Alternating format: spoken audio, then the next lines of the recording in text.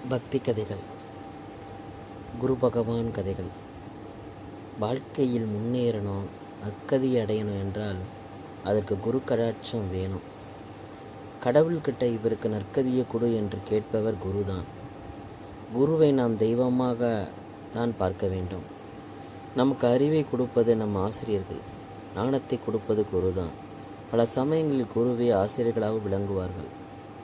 நமக்கு எது சரி, எது தப்பு, எதை செய்யலாம், எதை செய்யக்கூடாதுன்னு தெரியாது. ஆனால் தெரிந்தே பல தப்புக்களை நாம் செய்கிறோம். ஒரு தவறு பண்ணினோம் என்றால் நிச்சயம் தண்டனை கிடைக்கும். தண்டனை கிடைத்த பிறகு நாம் இப்படி பண்ணிட்டோமே என்று நினைத்து வேதனைப்படுவதால் ஒரு பிரயோஜனமும் இல்லை. இதெல்லாம் சரி, இதெல்லாம் தப்புன்னு நமக்கு யார் சொல்லிக் கொடுத்தார்கள்? நம் முன்னோர்கள் தான். குருவாக இருந்து நமக்கு இதெல்லாம் கடைபிடிக்கணும், அவர்கள் தான் நமக்கு சொல்லி கொடுத்துருக்காங்க. அவர்கள் சொன்ன வழியில், அவர்கள் காட்டிய பாதையில் நாம் அப்படியே நடந்து போயிட்டா போதும், வருத்தம் என்பதே வராது. காஞ்சி மடத்தில் மகா பெரியவர் ஒருவர் இருந்த சமயத்தில் ஒரு சம்பவம் நடந்தது. ஒரு நாள் மகா பெரியவருக்கு வாயில் புண்ணு வந்து அவரால் பேசவே முடியாத நிலை. காஞ்சிபுரத்தில் இருந்த ஒரு மாமி இப்படி பெரியவர் வாயில் புண்ணோடு கஷ்டப்பட்டு கொண்டு இருக்கிறதை பார்த்து வீட்டுக்கு போய் பாலை காய்ச்சி அதிலிருந்த வெண்ணெயை எடுத்து வந்து பெரியவர்கிட்ட கொடுத்தாள். பெரியவர், என்ன விசேஷம் இன்னைக்கு? கிருஷ்ண ஜெயந்தி இல்லையே, எதுக்கு வெண்ணெய் என்று கேட்டார். நீங்கள் வாய்ப்புண்ணோடு கஷ்டப்பட்டு இருக்கிறீங்க, இந்த வெண்ணெயை நீங்கள் வாயில் வைத்தால் போதும், உங்கள் வாய்ப்புண்ணு சரியாகிவிடும் என்றார். வெண்ணெய் பண்ணி கொண்டு வந்தேன் என்று சொல்லி மாமி தொன்னையோடு இருந்த வெண்ணெய் பெரியவர் முன்னாடி வைத்தார். அப்போ திடீர்னு ஒரு குழந்தை 1.5 வயதிற்கும் ஓடி வந்து பெரியவரை பார்த்து சிரித்தது.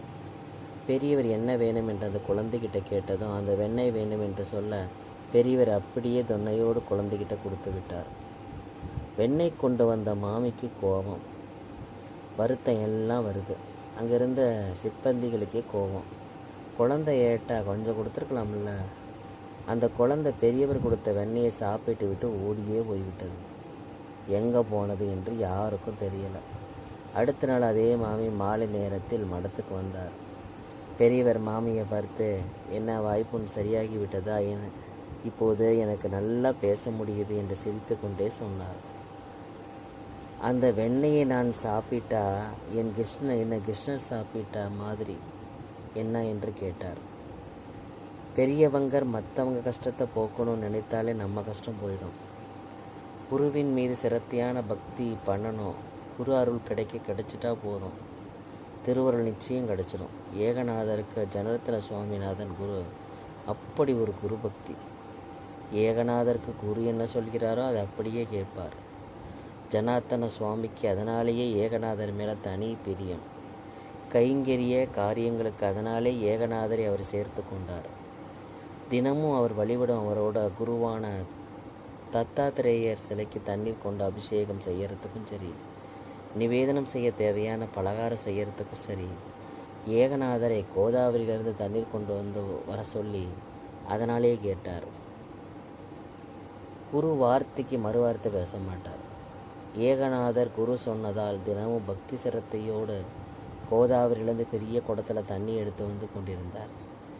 ஏகநாதர் இவ்வளோ சிரத்தையாக இந்த சிஷ்யன் இருக்கிறானே, இவனுக்கு தெய்வ தரிசனத்தை காண்பிக்கணும் என்று முடிவு பண்ணி ஜனார்த்தன சுவாமி மானசீகமாக தாத்தாத்திரேயரை நினைத்து, ஏகநாதர் போகிற வழியில் இருக்கும் ஆலமரத்தின் மீது நீங்கள் உட்கார்ந்து கொண்டு ஏகநாதர் தண்ணி கொண்டு வரும்போது கீழே வந்து அவருக்கு தரிசனம் தரணும் என்று கேட்டார். அடுத்த நாள் ஏகநாதர் கோதாவரியிலும் தண்ணி கொண்டு வரும்போது தாத்தாத்திரேயர் மரத்திலிருந்து கீழே குதித்து வந்து 3 முகத்தோடு சிவன், பிரம்மா, விஷ்ணு தரிசனம் தர, ஏகநாதர், என் குருவுக்கு நான் தண்ணீர் கொடுத்து கொண்டு போகணும், நேரமாகிறது என்றார். உடனே தாத்தாத்திரேயர், நான் யாருன்னு தெரியலையா என்று கேட்க, நீங்கள் யாராக இருந்தால் எனக்கு குருவுக்கான பணிகளை செய்ய நான் போய்கிட்டு இருக்கிறேன் என்று சொன்னார் ஏகநாதர்.